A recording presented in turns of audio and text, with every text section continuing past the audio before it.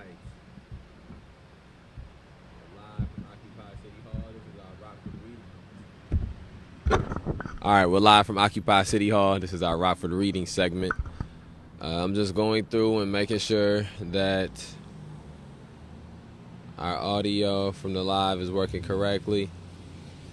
Bear with me 1 second.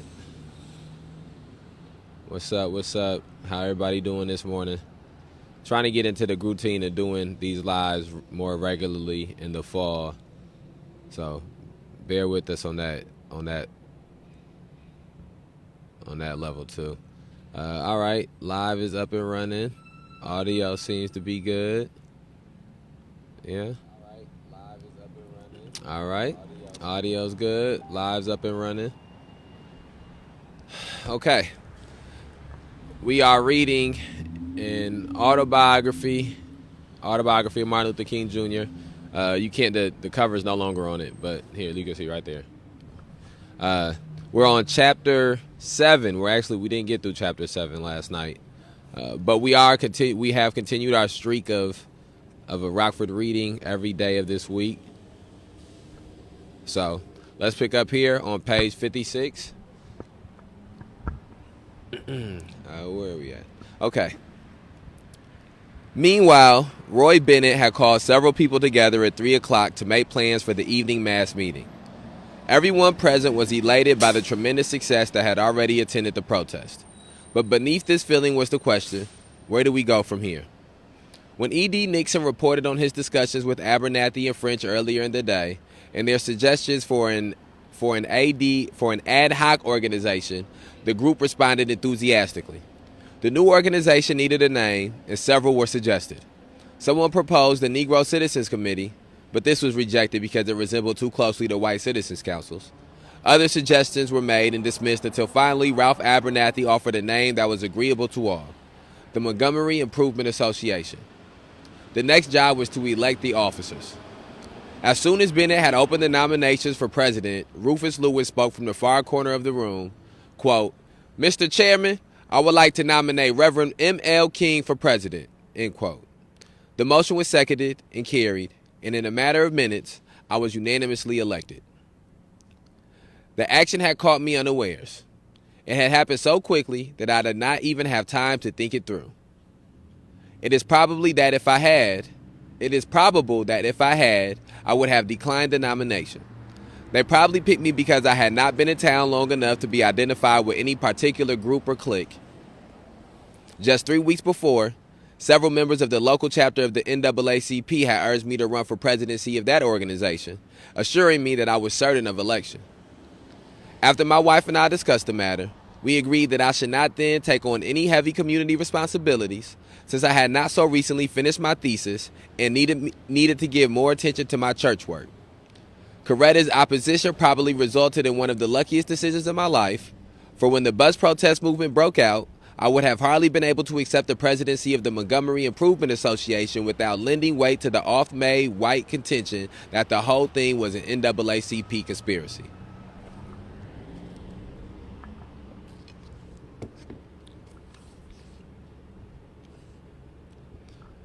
With these organizational matters behind us, we turn to a discussion of the evening meeting.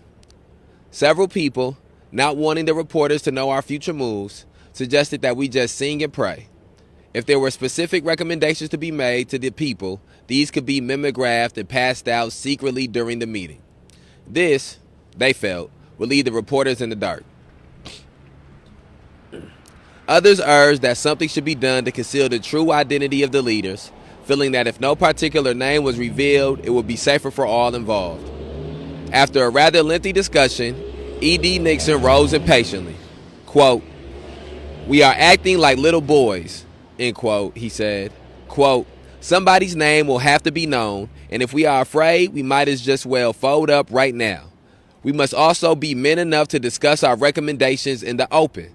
This idea of secretly passing something around on paper is a lot of bunk. The white folks are eventually going to find it out anyway. We better decide now if we are going to be fearless men or scared boys," end quote. With this forthright statement, the air was cleared. Nobody would again suggest that we try to conceal our identity or avoid facing the issue head on. Nixon's courageous affirmation had given new heart to those who were about to be crippled by fear.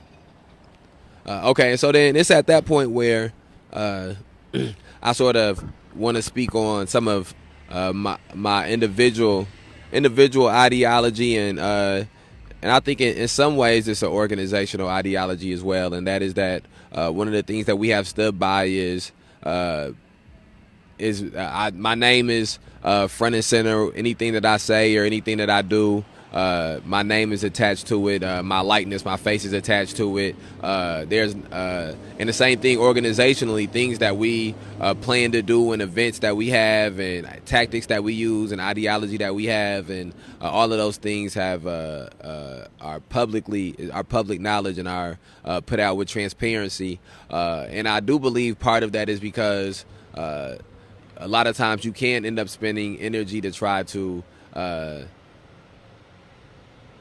keep something in the shadows, and whether it's in an effort to protect a certain hold on one second, whether it's in an effort to protect something or keep the police from knowing certain things. But I do think it's a certain amount of energy that comes along with that, and I think for me, one of the things that I have found best is to be specific about which battles I fight and which places I put my energy in. So early on, I didn't try to hide what my belief system was or what my name was, or tactics that I was using or tactics that the organization was using. And so I do, just to, again, because this is what we're doing. We're going through and trying to make correlations. This is something that I have found to be personally my same mindset on it. I do know that there's people who have different beliefs and mindsets on some of those things, and I think that there are valid reasons to try to keep certain things concealed from the state, to try to keep certain things concealed from racists that may try to do some type of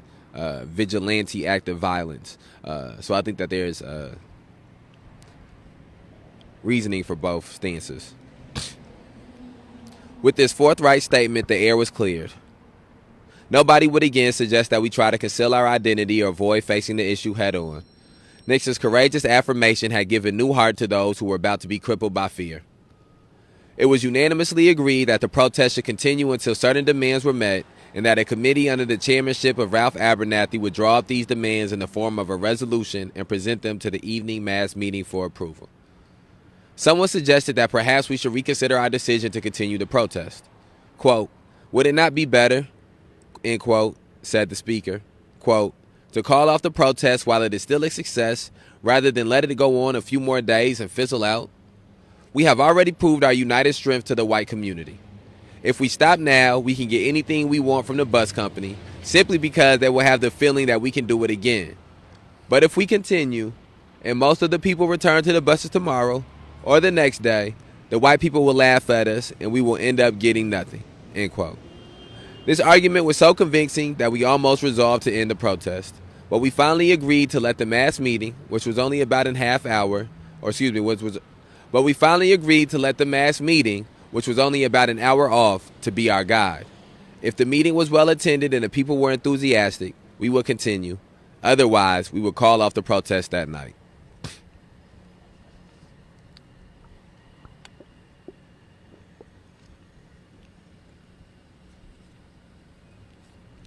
I went home for the first time since 7 that morning and found Coretta relaxing from a long day of telephone calls and general excitement. After we had brought each other up to date on the day's developments, I told her, somewhat hesitantly, not knowing what her reaction would be, that I had been elected president of the new association. I need not have worried. Naturally surprised, she still saw that since the responsibility had fallen on me, I had no alternative but to accept it. She did not need to be told that we would now have even less time together, and she seemed undisturbed at the possible danger to all of us in my new position. Quote, "You know," she said quietly, "that whatever you do, you have my backing," end quote. Reassured, I went to study. Oh, and let me say this too.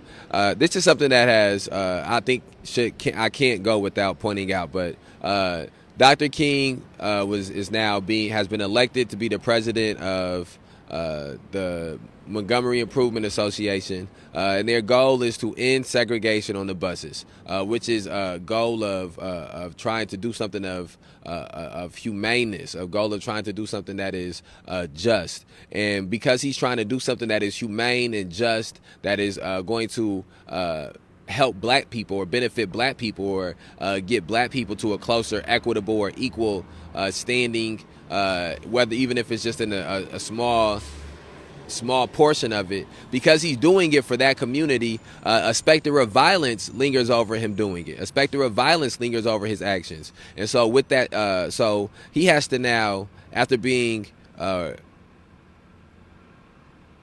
basically not awarded, but this would be a good thing, him becoming part of the president of this association, them doing something that is trying to further and progress the society. But instead, it comes with the danger and the specter of violence. And that was in 1950, and the same thing exists now in 2020. As we come out here, we advocate for justice for victims of police terrorism, mass incarceration, and racial injustice. The specter of violence lingers over the things that we do and the actions that we take. And it's because it disproportionately affects people of color and black people. And so the more things change, the more they stay the same. We got to do something about not allowing it to stay the same. Reassured, I went to my study and closed the door.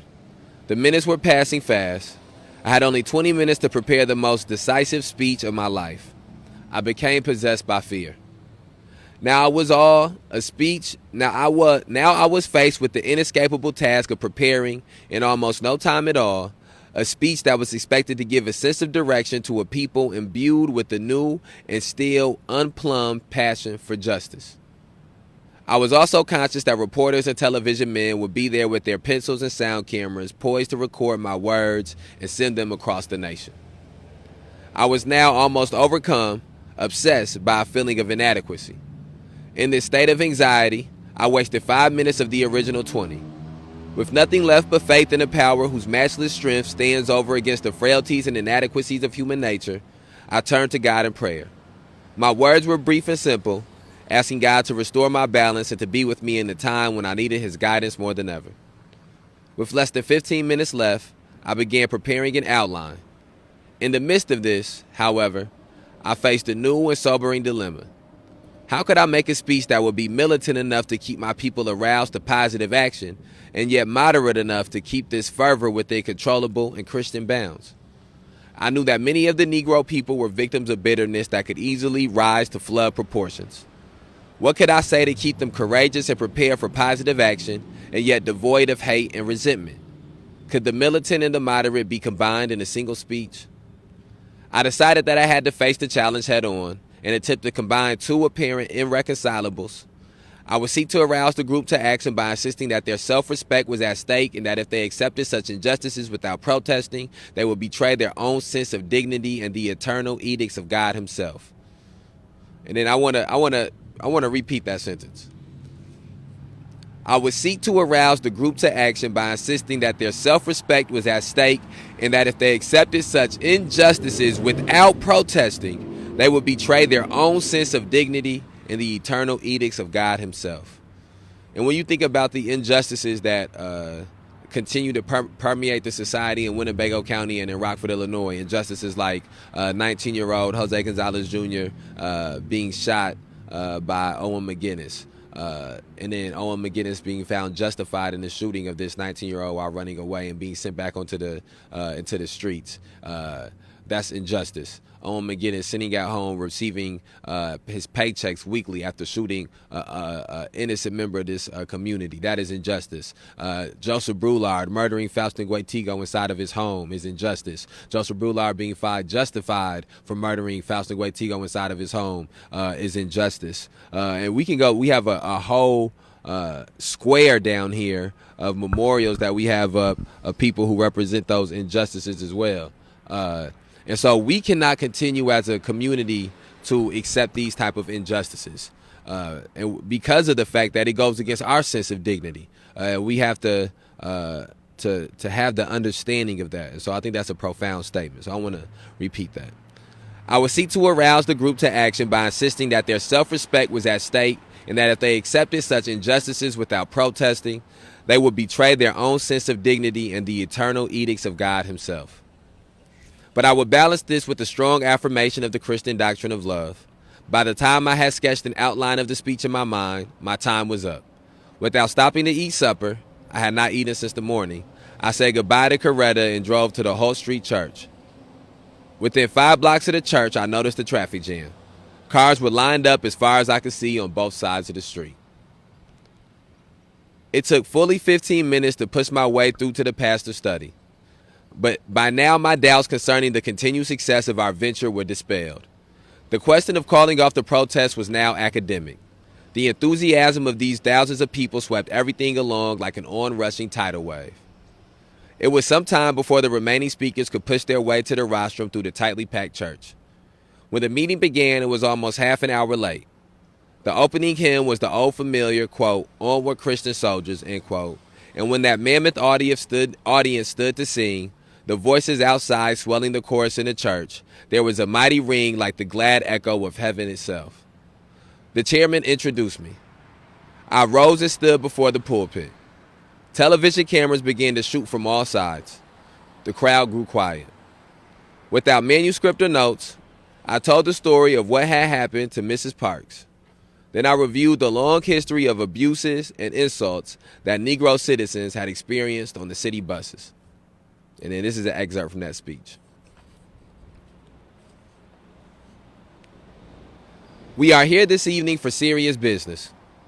We are here in a general sense because first and foremost, we are American citizens and we are determined to apply our citizenship to the fullness of its meaning. We are here also because of our love for democracy, because of our deep-seated belief that democracy transformed from thin paper to thick action is the greatest form of government on earth. You know, my friends, there comes a time when people get tired of being trampled over by the iron feet of oppression. There comes a time, my friends, when people get tired of being plunged across the abyss of humiliation, when they experience the bleakness of nagging despair.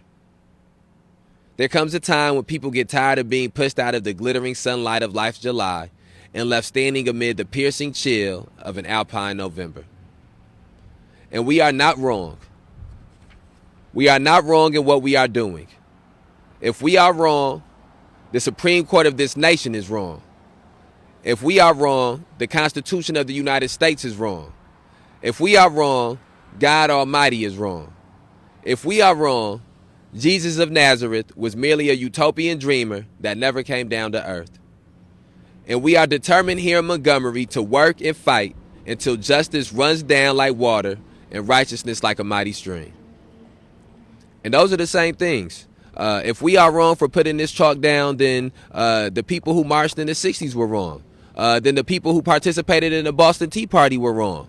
Then the people who participated in the abolishment of slavery were wrong. Then the people who participated in labor strikes and labor unions being created were wrong.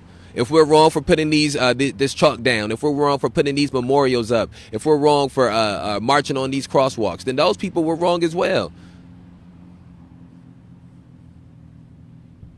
I want to say that in all our actions, we must stick together. Unity is the great need of the hour, and if we are united, we can get many of the things that we not only desire, but which we justly deserve. And don't let anybody frighten you. We are not afraid of what we are doing because we are doing it within the law. There is never a time in our American democracy that we must ever think we're wrong when we protest. We reserve that right. I'm going to read that one more time.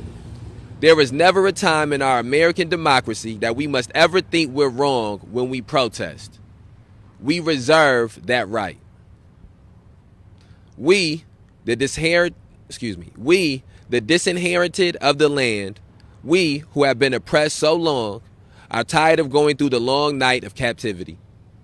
And now we are reaching out for the daybreak of freedom and justice and equality. May I say to you, my friends, as I come to a close, that we must keep God in the forefront. Let us be Christian in all our actions. But I want to tell you this evening that it is not enough for us to talk about love. Love is one of the pivotal points of the Christian faith. There is another side called justice. Standing beside love is always justice, and we are only using the tools of justice. Not only are we using the tools of persuasion, but we've come to see that we've got to use the tools of coercion. Not only is this thing a process of education, but it is also a process of legislation. As we stand and sit here this evening, and as we prepare ourselves for what lies ahead, let us go out with the grim and bold determination that we are going to stick together. We are going to work together. Right here in Montgomery, when the history books are written in the future, somebody will have to say, quote, "There lived a race of people, a black people, fleecy locks and black complexion, a people who had the moral courage to stand up for their rights, and thereby they injected a new meaning into the veins of history and of civilization," end quote. And then that's the end of the excerpt of Dr. King's speech. As I took my seat, the people rose to their feet and applauded. I was thankful to God that the message has gotten over and that the task of combining the militant and the moderate had been at least partially accomplished. The people have been as enthusiastic when I urged them to love as they were when I urged them to protest. As I sat listening to the continued applause, I realized that this speech had evoked more response than any speech or sermon I had ever delivered, and yet it was virtually unprepared. I came to see for the first time what the older preachers meant when they said, quote, "Open your mouth and God will speak for you," end quote. While I would not let this experience tempt me to overlook the need for continued preparation, it would always remind me that God can transform man's weakness into his glorious opportunity. Now the time had come for the all-important resolution. Ralph Abernathy read the words slowly and forcefully. The resolution called upon the Negroes not to resume riding the buses until 1. Courteous treatment by the bus operators was guaranteed. 2. Passengers were seated on a first-come, first-served basis. Negroes seating from the back of the bus toward the front, whites from the front toward the back. 3. Negro bus operators were employed on a predominantly Negro routes. At the words, quote, "All in favor of the motion, stand," end quote, every person to a man stood up, and those who were already standing raised their hands. Cheers began to ring out from both inside and outside. As I drove away, my heart was full. I had never seen such enthusiasm for freedom. And yet this enthusiasm was tempered by amazing self-discipline. The unity of purpose and esprit de corps of these people have been indescribably moving. No historian would ever be able to fully describe this meeting, and no sociologist would ever be able to interpret it adequately. One had to be a part of the experience to really understand it. The days of days, December 5th, 1955, was drawing to a close. We all prepared to go to our homes, and not yet fully aware of what had happened. I said to myself, the victory is already won, no matter how long we struggle to attain the 3 points of the resolution. It is a victory infinitely larger than the bus situation. The real victory was in a mass meeting where thousands of black people stood, revealed with the new sense, The victory was in a mass meeting where thousands of black people stood, revealed with a new sense of dignity and destiny. That night, we were starting a movement that would gain national recognition, whose echoes would ring in the ears of people of every nation. A movement that would astound the oppressor and bring new hope to the oppressed. That night was Montgomery's moment in history.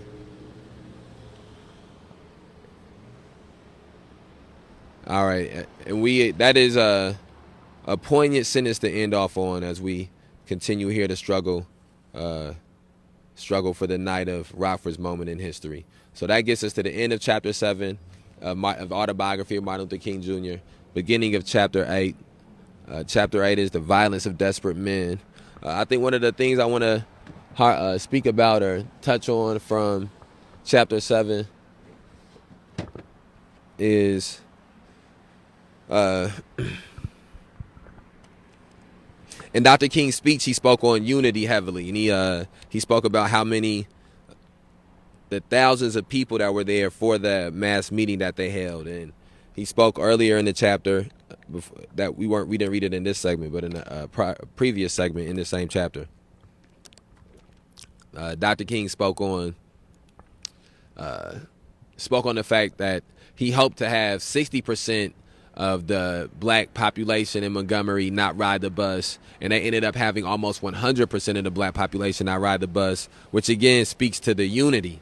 And even though it was Rosa Parks who was the catalyst, Rosa Parks was merely the straw that broke the camel's back. There were many people before that had refused to give up their seat and have been arrested. And that is what led to the awakening of the community, is that so many people at different areas have been becoming awake at different points in time, and then you get this culmination of a full awakening moment where the whole community is in lock and step and understands the importance that is in unity, so that way they can make some form of a progression with the understanding that they have to take this step together if they're going to be able to take the step. And so that's something that we have yet to get here. I think maybe the closest to that was maybe, I guess you could say in some sense, May 30th. But even then, as we've come to see, there was a lot of people who were at May 30th, not because they felt the stings of oppression or the stings of exploitation, but because they wanted some likes on Instagram or likes on Facebook. And that's also one of the things that comes with mass movements and social movements, is some people come along to be part of the fad or to be able to say that they were there. And so that is why we have to just use May 30th and use some of the things that happened last year, and even some of the things that even are taking place now currently, not as the piece to get us to where we need to be at as a community, but as a piece to get us to where we need to be at as a community. And so here we got Chapter 8, The Violence of Desperate Men. I don't know where this phone battery is at. I'm gonna rock out. I'm gonna keep pushing until we hit 10%. When the phone battery hit 10%, I'm gonna wrap it up.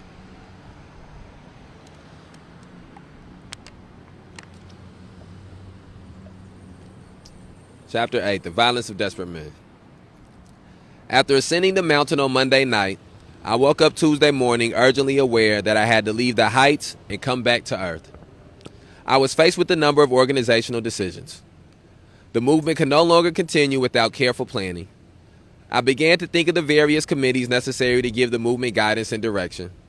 First, we needed a more permanent transportation committee, since the problem of getting the ex-bus riders about the city was paramount. We would also need to raise money to carry on the protest. Therefore, a finance committee was necessary. Since we would be having regular mass meetings, there must be a program committee for these occasions.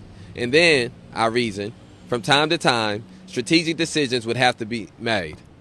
Oh, and that's 10% right there. So, all right, I'm going to wrap this up, and we're just going to start from Chapter 8 when we pick back up, all right? So we're going to start from Chapter 8. This is the Autobiography of Martin Luther King Jr. It's a little beat up. But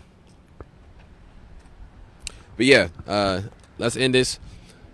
Rest in power Demetrius Bennett. Rest in power Logan Bell. Rest in power Kerry Blake. Rest in power Geno Washington. Rest in power Mark Barmore. Rest in power Jovan Fresco.